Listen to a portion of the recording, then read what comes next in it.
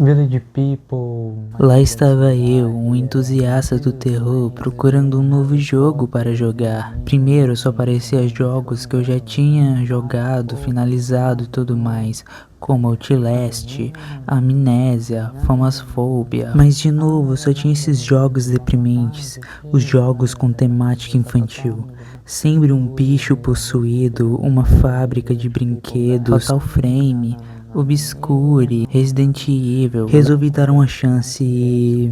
me decepcionei. É realmente uma bosta. O gênero terror existe há muito tempo e faz parte da nossa cultura, tanto em filmes e séries, nos quadrinhos e até mesmo nos jogos. Os primeiros jogos com elementos de terror eram Haunted House e 3D Monster Maze. Eles não eram necessariamente jogos de terror, mas já traziam essa atmosfera sombria e com monstros, se é que vocês estão me entendendo. Mas o gênero só veio se consolidar mesmo em 1992 com Alone in the Dark, o jogo pioneiro em survival horror, onde inspirou tanto Silent Hill quanto Resident Evil também nos seus primeiros jogos. Era um jogo simples, mas com mecânicas funcionais, e era um jogo bem divertido. E o principal, ele conseguia dar medo naquela época. Com certeza ele foi super importante para os jogos que viriam, porque como eu disse, ele foi pioneiro no survival horror e inspirou vários outros games na mesma temática. Em alguns anos seguintes teve o primeiro boom dos jogos de terror. Em 96 Resident Evil e 99 Silent Hill. Eles traziam aquela mesma mecânica que o Alone in the Dark já trazia de survival horror, mas com gráficos ainda melhores, gráficos mais bonitos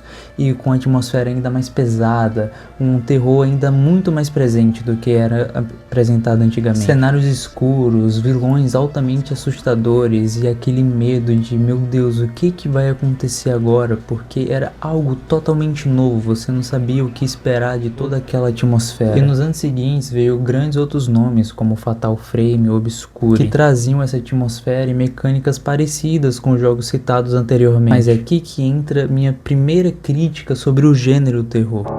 O gênero terror, ele nunca conseguiu se manter firme por muito tempo. Ele sempre teve que estar se renovando cada vez mais. Isso não é só com terror, até porque coisas que sempre se mantêm igual vai ficando datada e o público vai esquecer facilmente. O problema, em vez de você inovar pro bom, você acaba inovando pro ruim. Quando algo fazia sucesso, outras marcas vinham e repetia e acabava virando algo datado, algo que todo mundo já sabia que ia acontecer e algo que o pessoal falava, tá bom, quando é que vai ter coisas novas? Os jogos estavam ficando cada vez mais repetitivos, com as mesmas temáticas, com o mesmo jogo de câmeras, e estava realmente ficando algo chato de se jogar, porque parecia tudo o mesmo jogo, só que com um nome diferente. Aí veio a introdução do 3D, que pra mim foi um erro e um acerto ao mesmo tempo. Acerto porque, poxa, era algo bem mais realista, trazia uma imersão muito mais grande ali, tá entendendo? Mais grande é foda, eu me embolei aqui nas palavras e mandei um mais grande. Mas como nem todos são flores, em meio de toda a imersão, os jogos de terror começaram a introduzir a ação dentro deles. O que não é de todo ruim, o problema é quando eles esquecem que o jogo é de terror e eles focam muito mais na ação do game. Um grande exemplo disso é o próprio Resident Evil, que começou a introduzir essa parte mais ação no quarto jogo, mas o quarto jogo ainda é um jogo muito bom. O problema veio nos jogos seguintes, os 5 e o 6, que foram jogos totalmente focados só na ação, e o terror foi escanteado de forma muito grande ali. Você não sentia medo, você não sentia angústia jogando aquilo ali, não tinha uma parte tensa, até porque parecia que isso era o Rambo, era só puxar a metralhadora e pá e pronto. Não dava aquela sensação de o que eu vou fazer agora, tá entendendo? E foi mais jogos copiando, ação e o terror totalmente escanteado. Uma hora ou outra o gênero conseguia se dar uma reinventada, mas nada muito significante, como foi o exemplo do Simulator Walker, ou Walking Simulator, acho que é assim que se fala, que são jogos que você basicamente só anda, você não consegue se defender muito bem, você mais foge do que ataca os inimigos. Um exemplo disso é o Outlast, que na minha opinião é um puta jogo e um grande exemplo do que é um jogo de terror. É uma história boa, dá medo, dá angústia, você fica realmente aterrorizado com todo aquele cenário e porra, eu não aguento ver gente correndo atrás de mim. Mas como eu disse, nada era algo muito significativo, até que em 2014 lançou um jogo simples, bobo, mas que por algum motivo estourou e muito. E o seu nome era Five Nights at Freddy's. É um jogo point click, você só fica sentado, você fica vendo câmera, vigiando ursos, tem que fechar as portas, abrir luz, e o jogo é basicamente isso. Ele não dava medo, o jogo era mais baseado no jumpscare, o jogo era muito baseado mais no susto do que realmente em criar toda aquela atmosfera para deixar o jogador com medo. Até porque o que? Deixar o jogador com medo é diferente do que só pular um bicho na tela e te dar um susto. Mas pô, era um jogo bonitinho, tinha os animatronics, tinha toda aquela temática de ser uma pizzaria ali com animatronics, algo bem infantil. E com o sucesso de Five Nights at Freddy's surgiu o que pra mim foi a decadência, a maior decadência dos jogos de terror. Os jogos de terror com temática infantil.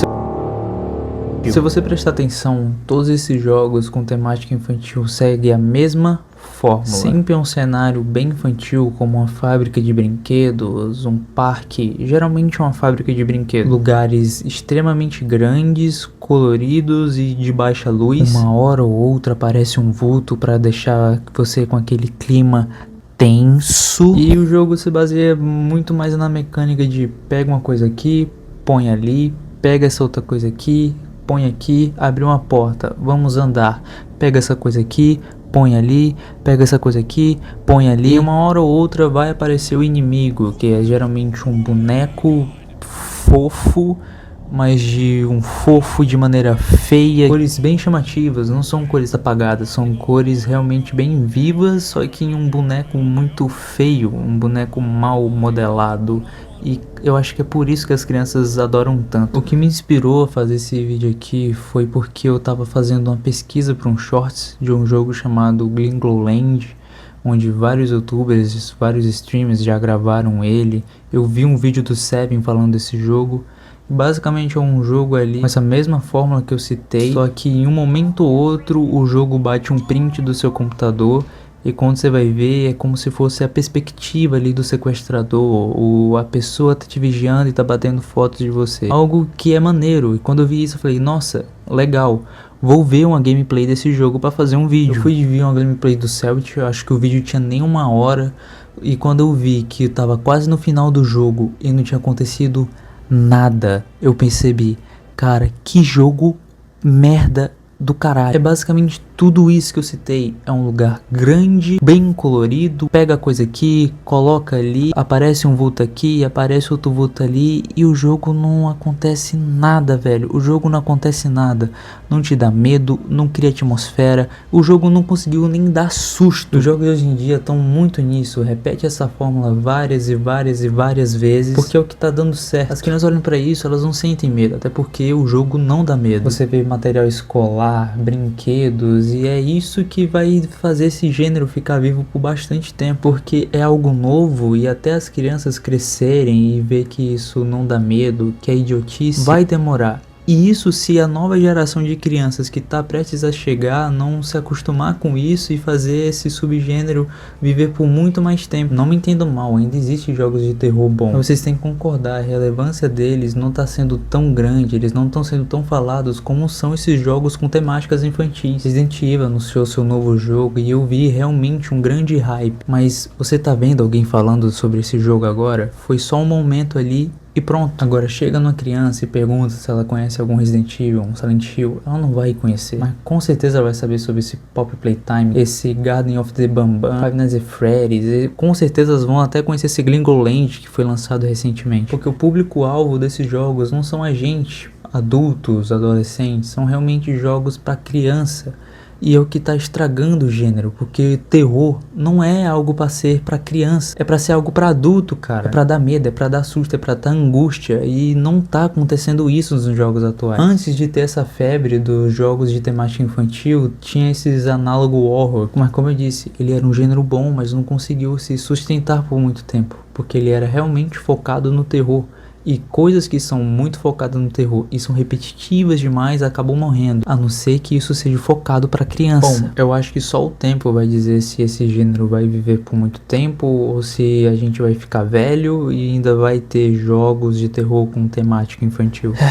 Eu sou o Hiru, espero que vocês tenham gostado do vídeo, curte, compartilha e até a próxima. Tchau!